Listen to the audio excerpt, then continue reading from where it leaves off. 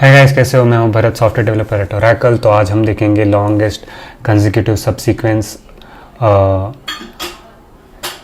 Map की series में। Hashing या मैप एक ही बात है। तो इस सीरीज़ में हम ये क्वेश्चन देखेंगे और given an array of positive integers find the length of longest subsequence such that elements in the subsequence are consecutive। तो क्वेश्चन को समझते हैं। consecutive numbers can be in any order, increasing or decreasing।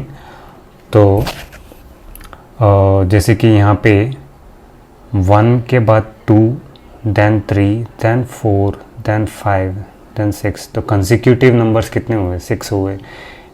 तो maximum जो consecutive होंगे length वो हमें return करनी है, which is 6 in this case. तो ऐसे ही हमें ये करना है। एक्सपेक्टेड O ऑफ n है टाइम कॉम्प्लेक्सिटी।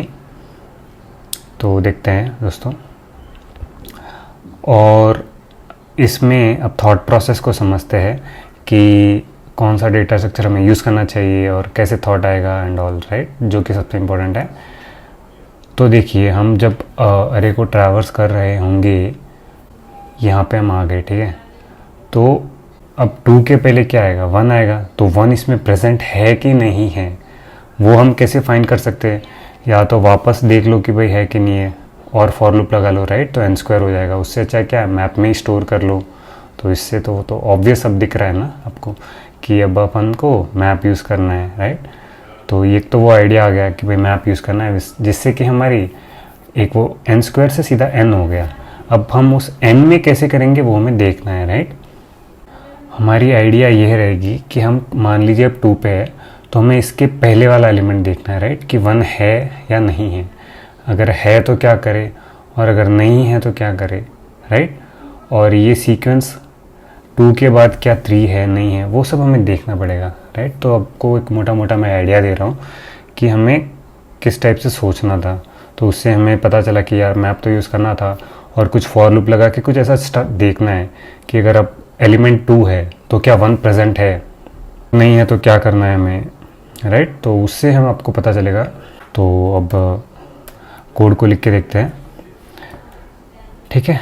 तो मैप को या फिर सेट को, एक ही बात है, एक तो नहीं है बट फिर भी, जैसे कि एस बोल देता हूँ।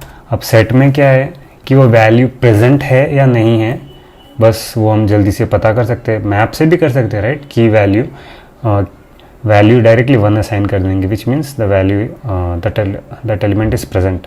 और मैप में डायरेक्टली इंसर्ट कर देंगे उस एलिमेंट को, बस उतना ही डिफरेंस है, ज़्यादा डिफरेंस नहीं है, ठीक है।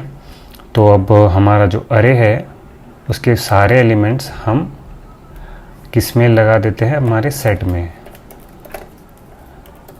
ठीक है। तो ये हो गया। अब यहाँ पे हम क्या करेंगे? इंसर्ट करेंगे।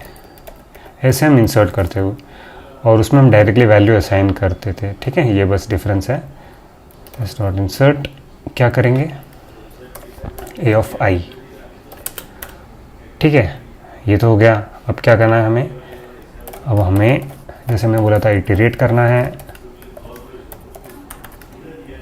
इटरेट करके क्या ऑपरेशंस करना है? मैंने बोला था कि अब जैसे 2 है तो 2 के पहले वाला एलिमेंट प्रेजेंट है या नहीं है, वो हमें देखना पड़ेगा। तो हम कैसे देखेंगे? ऐसे, if M S dot find, ये सेम मैप की तरह है, राइट। अपन मैप में भी ऐसे ही लिखते थे कि एम पी डॉट फाइंड करके ए ऑफ आई -1 कि वो प्रेजेंट है। अगर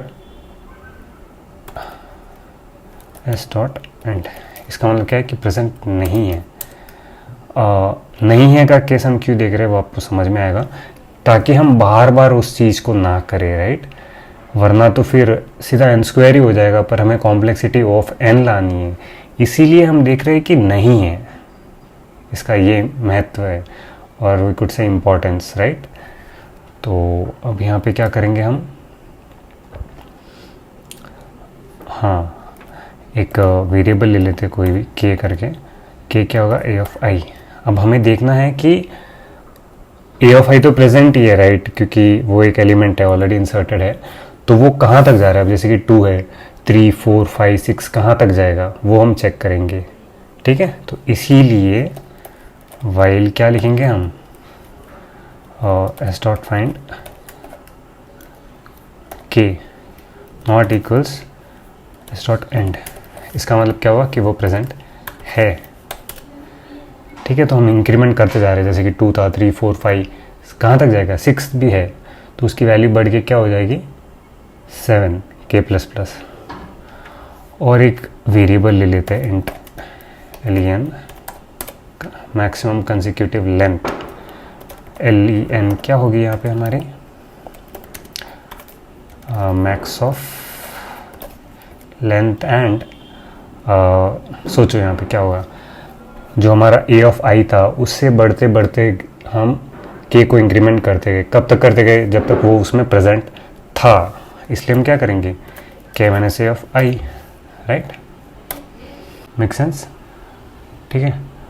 तो इससे हमारी लेंथ अपडेट हो जाएगी। अब जैसे कि आप सोच रहे होंगे कि 2 से हमने किया स्टार्टिंग, एक्चुअली इसमें जाता ही नहीं, राइट, क्योंकि 1 प्रेजेंट था, राइट, तो इसमें ये अंदर नहीं जाता, 6 में भी इफ़ के स्टेटमेंट के अंदर नहीं जाता। और जब 1 आता, राइट, तो 1 में 1 माइनस 0 विच इज़ 0, तो 0 प्रेजेंट है क्या, नहीं है, तो इसीलिए हम इसके अंदर जाते और वो हमारा a ऑफ i 1 से लेके के इंक्रीमेंट कहाँ तक होता 7 तक, तो 7 माइनस 1 विच इज़ 6, तो इससे हमारी लेंथ आ जाती 6। तो इससे हमें क्या पता चला कि भले ही हमें यहाँ पे वाइल लूप लगा रहे तो आपको डाउट आ सकता है, राइट, कि इसकी कॉम्प्लेक्सिटी ऑफ m कैसे हुई, पर हम हर एक एलिमेंट को विजिट एक ही बार कर रहे हैं, राइट, इट मेक सेंस। तो इसीलिए इसकी कॉम्प्लेक्सिटी ऑफ m आई। तो देखिए फर्स्ट चैलेंज क्या था कि हमें ये पता लगा कि हमें मैप बोल दो या अनऑर्डर्ड सेट बोल दो, वो यूज़ करना था, राइट, ताकि एलिमेंट प्रेजेंट है कि नहीं पता चलेगा। एंड देन हमारा ये था कि हम कैसे इंश्योर करें कि हम हर एक एलिमेंट को एक बार ही विज़िट करें। तो हम कैसे करेंगे, उसका प्रीवियस एलिमेंट अगर प्रेजेंट नहीं है, मतलब वो स्टार्टिंग पॉइंट है क्या, ये बेसिकली वो डिफाइन करता है कि ये स्टार्टिंग पॉइंट है, right. Starting point of a consecutive sequence, ठीक है। तो आपको वर्ड्स को इक्वेशन में बनाना सीखना है बेसिकली। तो ये हमने कर दिया, तो अब हमारा लेंथ क्या होगा, रिक्वायर्ड आंसर कंपाइल कर लेते हैं। और दोस्तों कुछ डाउट्स हो तो कमेंट्स में ज़रूर पूछे, ठीक है, कोई मतलब हिचकिचाओ मत कि यार मैं अगर कुछ ऐसा क्वेश्चन पूछ लूँगा तो आप क्या बोलेंगे, राइट, ऐसा कोई नहीं है, कोई छोटा से छोटा डाउट रहने दो, हम सब देखेंगे, ठीक है। तो सबमिट कर लेते हैं। तो देखिए पूरे टेस्ट केसेस पास हो चुके हैं, अच्छा क्वेश्चन था, राइट। सेट के बारे में भी आपको पता चल गया, वैसे मैप से भी कर सकते हो, ठीक है। तो कोडिंग करते रहिए और कोई क्वेश्चन हो तो ज़रूर पूछिए। और आपके प्लेसमेंट्स बाय द वे कैसे चल रहे हैं, आपको कंपनीज इस साल वैसे कम आ रही है पर कोई दिक्कत वाली बात नहीं है, आप लगे रहिए, ऑफ कैंपस भी ट्राई कीजिए, कैंपस में भी ट्राई कीजिए, आपका प्लेसमेंट हो ही जाएगा, ठीक है। और क्वेश्चंस करते रहिए, मिलते हैं नेक्स्ट वीडियो में। Bye bye, happy coding.